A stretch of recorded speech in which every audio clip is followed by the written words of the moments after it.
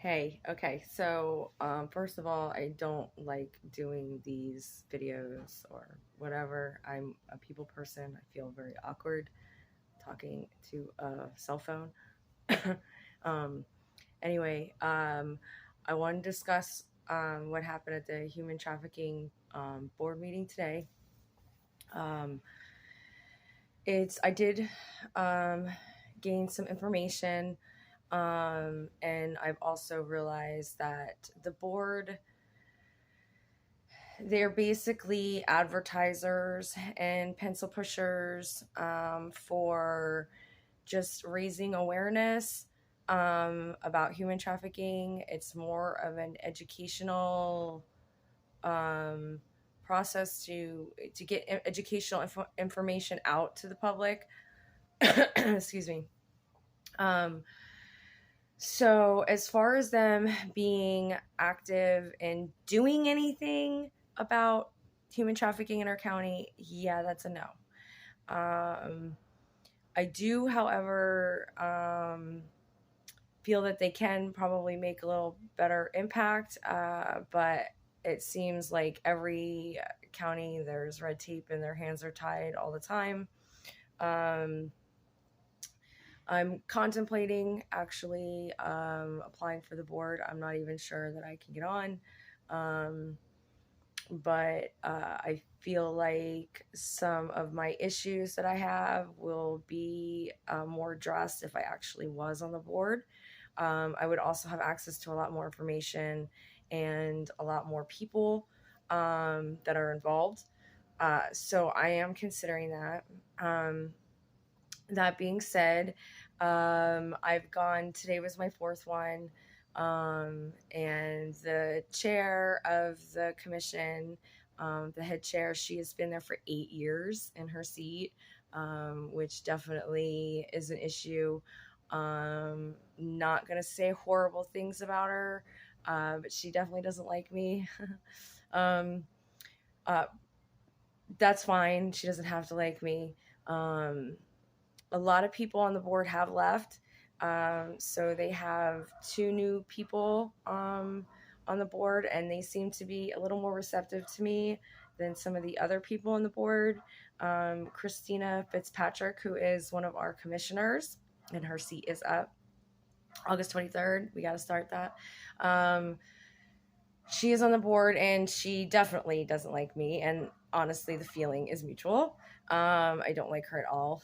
However, she is a commissioner and she's on the human trafficking board, so I've been at her for quite some time. It's kind of exhausting, trying to chase her and make her see things clearly that she should see clearly. However, I want to discuss some of the things that I had mentioned in my 3 minutes that I get to speak, which, of course, I was the only one there to speak for the public, and that's all right. So I did take more than 3 minutes. No surprise there, which, of course, aggravates them, but I don't really care. So I had some questions regarding, once I've realized that they are not like the team that goes out and hunts down the traffickers and the pedophiles. Okay, unfortunately, that is our sheriff. Okay, so we all need to put that idea right where it belongs, and that's in the sheriff's pocket. I'll save that topic for another time though. So I know that they are just trying to bring awareness and to the community about human trafficking, and in more of an educational sense, and that's good, and it does serve its purpose, absolutely. So I understand that it's just more the paperwork and as far as getting the kids or so anyway, so I have come across there's some Florida statutes that about human trafficking, that one is there are certain establishments like hotels and like massage parlors and different types of businesses that are required to have signage in their restrooms for human trafficking and the hotline number. Now, the hotline number is a nationwide number, which I kind of disagree with having it like that. I think it's too large of a scale that every state should have their own hotline and be dealt with that way. Although it is a worldwide issue, I just think I think we should have a local hotline number, at least for the state. So, which will bring me to another topic.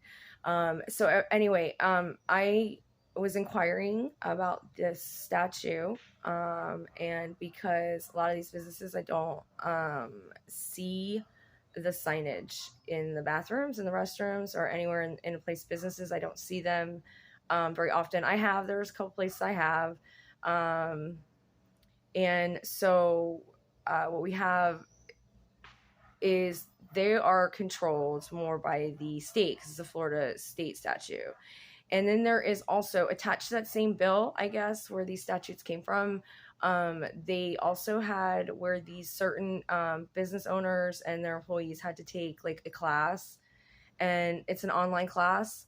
And that's also enforced by the state. I feel like this is something that really needs to be looked into. I don't believe that there's a lot of accountability going on for that. I just know people all over the county, and nobody's ever told me they've ever taken a human trafficking course online for any job. And I know people of all walks of life. So it's just, I don't think there's enough focus on these issues. And that is a huge part of bringing awareness. So one of the gentlemen, this is on the board, it's his department. So he had filled me in on some of the information. I'll have to look into it further to find out about the statutes and who regulates that. And then also I inquired about the Florida hotline number. That's where I learned that we had one, and I couldn't find it anywhere. It was very frustrating. So I mentioned that, and they did tell me that it is fairly new. I guess it came out in like February, and they're having bumps, is what he called it. But later on, admitted that a lot of it is staffing issues. So that's why they haven't really put the number out there. I don't know what that would take to iron out, but I think it's like such an important thing that people can't handle that kind of a hotline, I guess. I don't know. It's not my forte. So if anyone knows anything about what it would take to make a hotline, I'd love to hear about it. So anyway, so I did get answers there. And that is pretty much all that I brought up. Aside from, again, always asking someone to reach out to me and be willing to work with me and answer more of my questions and have me help them, that I have some supporters that are looking for ways to make things better. So nobody wants to work with me. I honestly think it's because they're on the board, and the only way that I can work with them is to be on the board. Nobody would really come out and say that, but that is really the feeling that I'm getting from it. The two new people were very receptive to me, and the gentleman that talked to me about the Florida statutes, he seemed to be okay. Like I said, the chair is she definitely doesn't like me. And one woman did thank me. She is a board member for caring and coming because it is my 4th meeting. But I have begged someone to reach out to me, hand me their business card, aside from Fitzpatrick, because that seems to really go nowhere. However, there is a topic that was discussed, and I'm slightly torn on it. I don't know enough about it.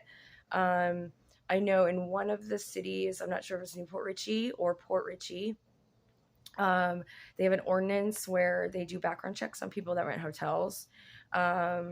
And actually, at first that sounded like, well, that's a great idea, because the first thing I think of is the hotels along 19 that are just infested with addicts, basically. And traffickers could easily slip in there. It's just going on. It's just going on. Even if it's just basic prostitution, it's going on. Either way. So, I kind of got excited about that idea that they were going to look into what the ordinance would take to get for the whole county. But then I think about, I would never run a hotel room around here. It's horrible. And that's why I think these things actually need to be addressed and dealt with. It's really sad that I wouldn't rent a hotel room in my own county. I think that is extremely sad. So I think that I need to think more about that, and everybody else should. How they feel about that. I think a lot of people would agree with me that human trafficking is horrible, and in Pasco County, we have a lot of issues here. And with that being said, do you necessarily want to have your background run when renting a hotel room here, or a family member? I still wouldn't let anyone stay anywhere around here. So I know our issues are bigger. So the ordinance may be okay if there's maybe a time limit put on it, to where maybe once we get the hotels cleaned up and cleaned out, we don't have that restriction on our freedoms and our rights anymore. So the other thing that I found to be very interesting is there is a high school that has a group of kids, I guess, that are getting together, and they are putting together an information booklet that they feel is pertinent to get the word out about the different forms of human trafficking, and what their peers and what children, something made by children for children. Okay. And I actually think it's a great idea. So they've been meeting and brainstorming, and they're going to be working with the Pasco County Human Trafficking Board. So that's actually in the works, and they were discussing some of the things there. And then one of the new women on the board, she mentioned actually having like child support groups, kind of like child advocates for children. And obviously these would need to be a little bit older children, where I think a lot of kids don't really know what's right and what's wrong, and like good touch, bad touch, things like that. So I think having kids, smart kids involved, that understand the risks and the dangers, and they when a child's is afraid to tell a parent, is afraid to tell a teacher, is afraid to tell a guidance counselor, is afraid to tell anyone what's going on, sometimes having another kid that they can talk to. Now I'm not saying this would be foolproof, and like it wouldn't be hard on the older kids. I think I understand that. However, I actually think it would make a huge impact either way, and this is something to consider. A large portion of my passion is the grooming that's going on in schools. Most of you know that I homeschool, and I would never send my child to that place again. However, there are many children there, and they are being abused, and I can't just stand by and do nothing. However, I would really, and I brought this up to the board today actually, I would really like to see us bring back the old school stranger danger. I'm sure many of you remember that, where it's, yes, good touch, bad touch. It seems like kids today kind of need to be shown, like, well, auntie's not supposed to do that, or uncle's not supposed to do that, or your pastor's not supposed to do that, or they need to hear these things. And I think these classes, not classes, but remember this, the cops coming in and the speakers coming in. And I do. I mean, I grew up in New Jersey, so I don't know, every state may be different, but I remember them coming in and, I mean, how much I paid attention. My childhood was rough. So, actually I was having issues, but, I still remember it. And, I think we need to bring those things back and bring them back into the school. So I know that the board cannot push for something like that. I might be able to get some headway if I was on the board and I could push for that. Um, but I really want to push for that. I want to bring these speakers in to warn the children of what a predator is. Now we have online and we have gaming, and that's like such a huge issue. But not even that, not just that. It's the pronouns and the agendas in schools, and these teachers that are pushing their beliefs on these kids. Like, kids need to be kids, they just need to be kids. So this is what my late afternoon was, aside from driving all the way to Atlanta Lakes in traffic. I did make good time, but that's my Hemi. I hope I informed you of something that you found interesting. If you have any questions, you can always ask me. I just feel like I have to share what I've learned. God is really starting to weigh this on me. In my journeys and the people I meet and the things I fight, I really don't talk enough about it. And it's sometimes I have information that could help benefit someone else or inspire someone else even. So I'm going to try to do this more often, even though it goes against everything that I believe. So I'm just such a people person. But anyway, thanks for listening. And sorry, but you'll probably have to see me again. All right, I'll talk to y'all soon. Bye.